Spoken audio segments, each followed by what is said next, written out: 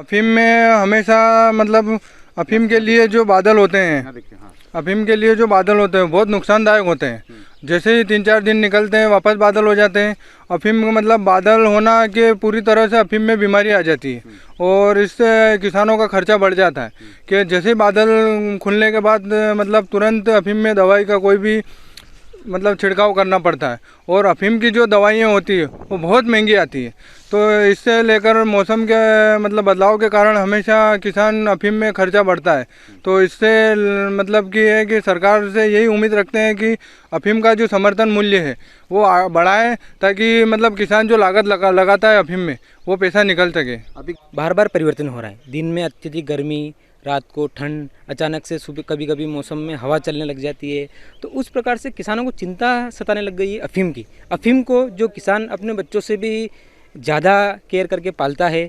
अफीम की किसान अफीम काली माँ का रूप मानते हैं और उसके लिए दिन रात मेहनत करते हैं और सब तरफ से किसान यही चाहता है कि अफीम की फसल अच्छी पैदा हो। पर अभी वर्तमान में जो मौसम में परिवर्तन हो रहे हैं और अभी लग रहा है ऐसा है कभी बारिश की संभावना भी है, तो मौसम में परिवर्तन के कारण किसानों को अफीम में रोगग्रस्त होने लगी किसानों की अफीम।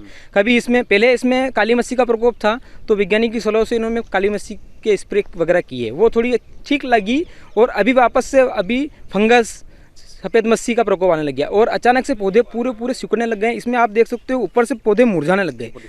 जहाँ से पौधों की ग्रोथ होती है वहाँ से पौधों की ग्रोथ रुक चुकी है, ऊपर ये पत्ते साले सिकुड़ने लग गए। तो इसमें किसान चिंता में आ गया है कि अब इस अगर ये बीमारी बढ़ती है तो फिर किसान अपनी औसत कैसे पूरी कर पाएगा।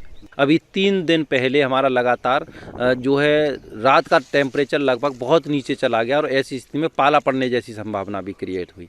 इसके साथ ही साथ दिन का जो टेम्परेचर, दिन में धूप निकल रही है और ऐसी स्थिति में क्या है कि विशेषकर हमारी अगर अफीम फसल की बात करें तो इस पर काली मस्सी का अटैक बहुत ज़्यादा होता है। जब ओस पड़ रही हो, पहली किरण के साथ ही ओस हो और उस समय और रात का टेम्परेचर कम हो तो ऐसी स्थिति में काली मस्सी का बहुत ही ज़्यादा प्रकोप होगा। तो इसके लिए सबसे रामबाण दवा है जो जिसको किसान भाई रीडोमिल के नाम से जानते हैं। लोकल नाम है रीडोमिल, इसलिए मैं बता रहा हूँ रीडोमिल है।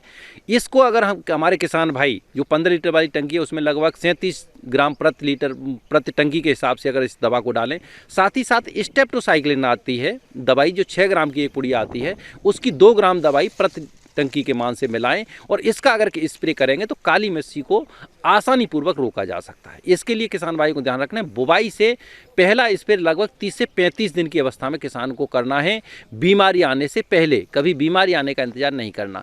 और दूसरा स्प्रे करना है वो करना है 45 और 50 दिन की अवस्था पे और तीसरा स्प्रे करना है 65 से 70 दिन की अवस्था पे। अगर ये किसान भाइयों ने 3 स्प्रे कर दिए तो ऐसी स्थिति में काली मस्सी को वो पूर्ण रूप